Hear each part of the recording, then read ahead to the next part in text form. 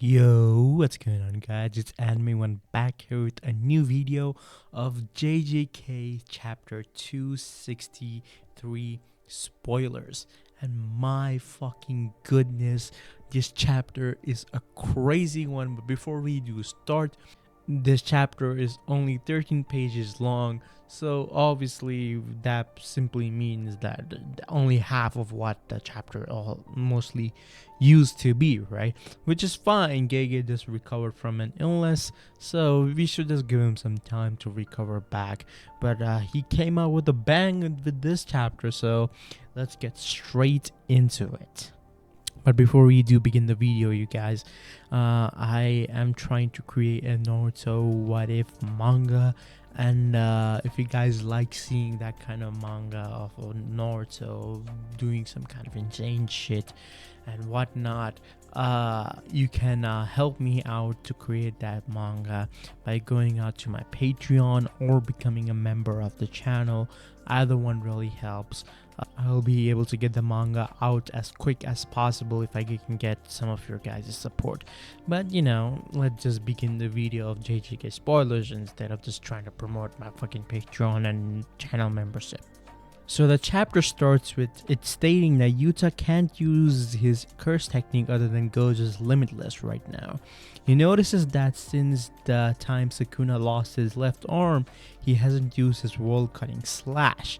Yuta thinks Sukuna doesn't has other ways to overcome Limitless other than using domain amplification, which is true. Sukuna needs to, sort of have to do hand signs and also point his hand towards where he wants the world cutting slash to go. For that, he needs at least 3 arms, which he doesn't have, so he cannot use the world cutting slash currently, which is interesting. And also I was able to drop a video of Yuta being the strongest, but with this chapter that's completely debunked. I'm not gonna post that video any longer because Yuta cannot use any other curse technique than Gojo's Limitless, so that's that.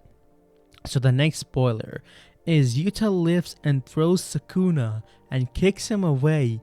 He then lands a punch on Sukuna's head, but Yuta is slightly having a hard time to adjust to Gojo's long arms and legs. So obviously Yuta, his original size in his body, I think he's like 5'8" or 5'9", and Gojo is a humongous guy whose height is like 5'6'3" or 6'2", something crazy like that.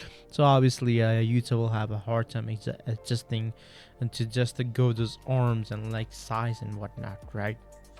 Yuta knows that he cannot master Gojo's Limitless curse technique with just one swap training. He says, "Now I understand why the 6 eyes is a must need," which we obviously knew. Even Gojo needed the 6 eyes to control the Limitless to its full extent, and let alone this is Yuta, so obviously you only the 6 eyes.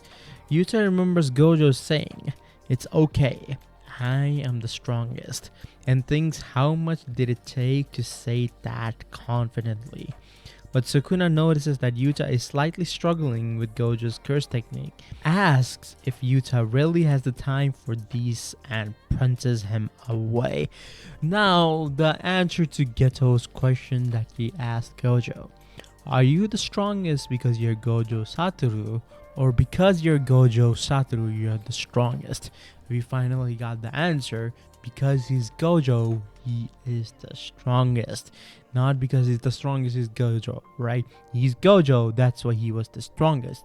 We already got to see Gojo was a prodigy, a genius, and that was the reason why he was able to control his curse technique so good, why he was able to become the man that we knew him as.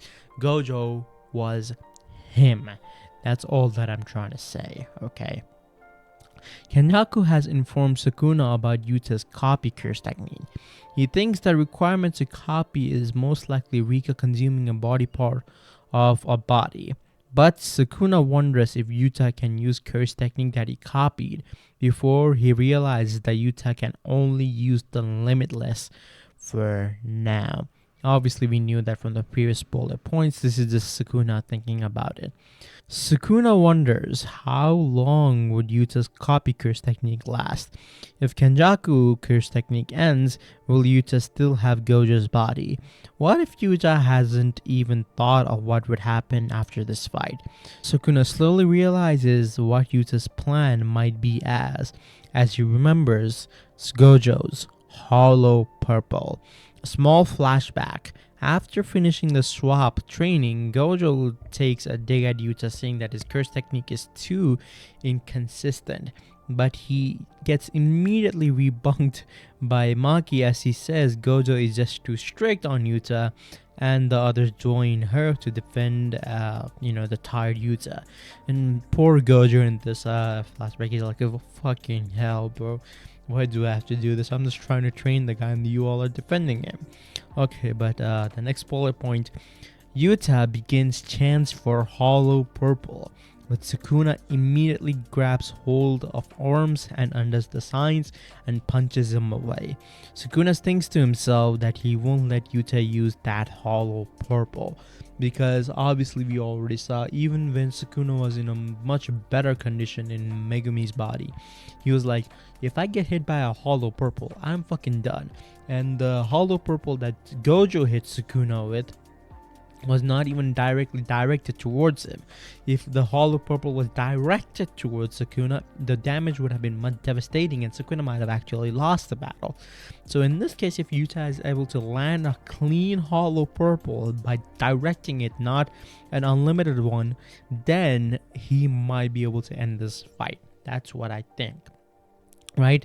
Then Yuta uses blue and suddenly recorder flies near Sukuna, in which Inumaki screams, "Don't move." This is crazy, man. Sukuna freezes in shock as Yuta finally finishes the chant and loads up a hollow purple, which is ready to fire on Sukuna at any moment. My goodness, this chapter was something. So this is just a bit of what's going on, right?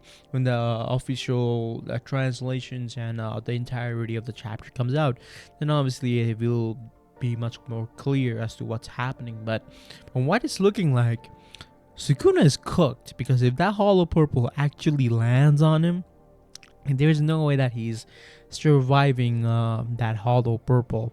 So, and then not to mention, if he does somehow survive the hollow purple, we have to remember that they are inside a domain right now.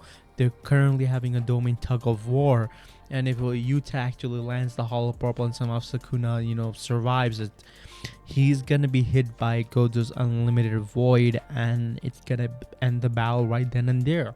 Obviously, we don't know how long the battle in this chapter lasted, so maybe like if it went longer than 5 minutes, then obviously Yuta would not be able to do anything against Sukuna, because that's the time that he has gotten to defeat Sukuna. Otherwise, he's done for. So in this case, I'm just completely enjoying it, and Yuta is proving that why Gojo was Gojo. Gojo was the strongest because he was Gojo, but not because because of his body or something, right? And obviously Yuta's proving that point, because he's clearly stated in this chapter that being able to say that and control the limitless so effortlessly, and he gets why Gojo was so confident when he said he was the strongest, because he was just a different breed.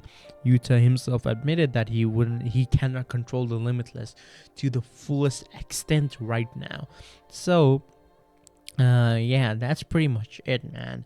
This chapter was a banger, obviously, and really like to see it. But again, if you guys want to support me, go ahead and check out my Patreon or become a member of the channel to get the Naruto What If fan manga out as quick as possible.